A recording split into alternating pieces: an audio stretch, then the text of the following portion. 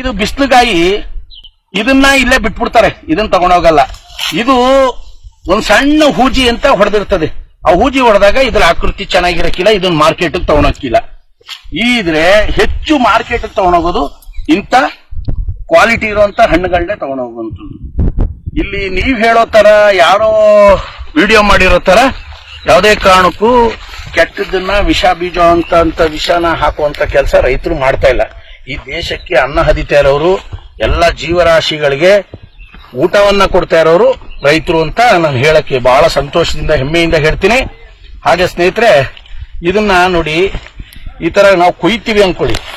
ಈ ಕುಯ್ಯೋ ಸಂದರ್ಭದಲ್ಲಿ ಇದನ್ನ ಕುಯ್ದ್ಬಿಟ್ಟು ಜಾಸ್ತಿ ದಿವಸ ಮಡಗಕ್ಕಾಗಲ್ಲ. ಇದನ್ನ ಈ ಹೇಳ್ತಾರಲ್ಲ, ಇಲ್ಲಿ ಚೂಜಿ ಚುತ್ತಿದ್ರೆ ಇದ್ರ ನೀರ್ ಪ್ರಮಾಣ ಇಲ್ಲಿ ಇಂಜೆಕ್ಟು ಯಾವ್ದೋ ಕಾಟನ್ ಪೇಪರ್ನ ಎಜ್ಜಿದ್ರೆ ಇಲ್ಲಿ ಕಲರ್ ಆಯ್ತದೆ. ಇದ್ರ ಕಲರ್ ಈಗ ನಿಮ್ಮ ಎದುರುಗಡೆ ಕುಯ್ದಿದೀನಿ, ಯಾವ ತರ ಇದೆ ಕಲರು. ಕಲರ್ ಬರ್ಸಕ್ಕೆ ನಾವೇನು ಹಾಕಲ್ಲ, ಸಾಮಾನ್ಯವಾಗಿ ಏನ್ ಗೊಬ್ಬರ ಬಿಡಬೇಕು ಅದನ್ನ ಬಿಡ್ತೀವಿ, ಕ್ವಾಲಿಟಿ ಒಳ್ಳೆ ವಾಟರ್ ಸಲಬಲ್ ಗೊಬ್ಬರಗಳನ್ನ. ಹಂಗಾಗಿ ಇದು ಕಲರು ಮತ್ತೆ ಸೃಷ್ಟಿನೇ ಹಂಗಿದೆ. ಇದೊಂದೇ ಅಂತಲ್ಲ, ಪ್ರತಿ ಹಣ್ಣುಗಳಲ್ಲಿ ಈಗ ಎಳ್ನೀರ್ಗೆ ಯಾರಾದ್ರೂ ಸಿಹಿ ಹಾಕ್ಬಿಟ್ಟು ಎಳ್ನೀರ್ನ ಪ್ಯಾಕ್ ಮಾಡಿರ್ತಾರ, ಇಲ್ಲ ತಾನೇ? ಅದನ್ನ ಗುಲ್ಕಸ್ ಅದು ಕುಡಿದ್ರೆ ಸ್ವಲ್ಪ ಶಕ್ತಿ ಆಗುವಂತದ್ದು. ಆದ್ರೆ ಇದಕ್ಕೆ ಕಲರ್ ಹಾಕ್ತಾರ, ಇಲ್ಲ ನೇರಳೆ ಹಣ್ಣಿಗೆ ಕಲರ್ ಬೆರೆಸ್ತಾರ.